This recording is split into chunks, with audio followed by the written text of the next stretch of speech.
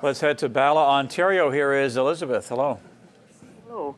I'm calling about ATS automation. I did hear your comments on GM and Magna, so I wondered what you thought of this auto part company and if it still has some room to run.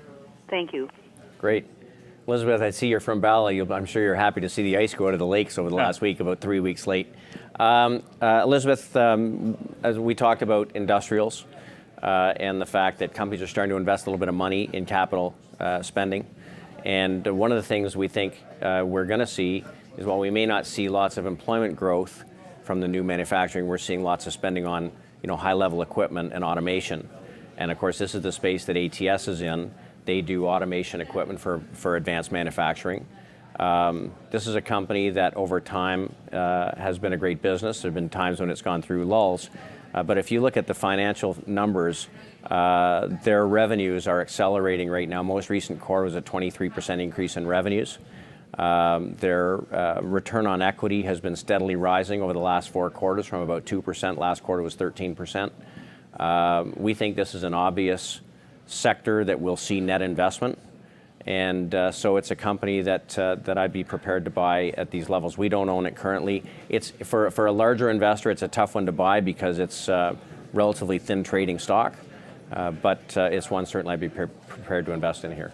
We have a market call minute coming up. We're going to get to one more phone call before that. Musadik in London. Hello.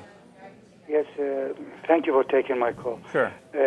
I'm calling about Pembina Pipeline.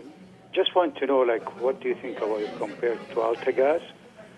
And is it fully valued or is there more upside? And the other question is this oil boom and, the cyclical market of oil.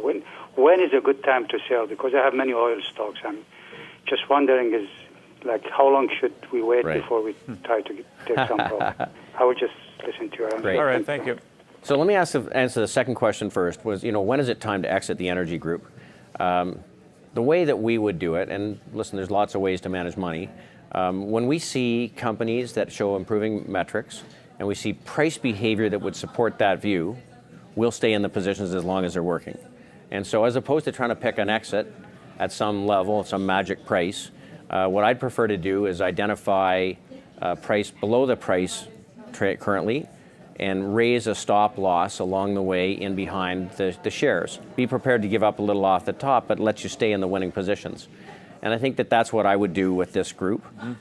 So on the Pembina, it plays in energy infrastructure. I think there's lots of opportunity in its existing businesses.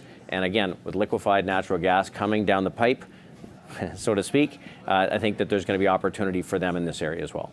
And you hold this? And we own it, the top 10 position. Okay, and now it's time for the market call minute.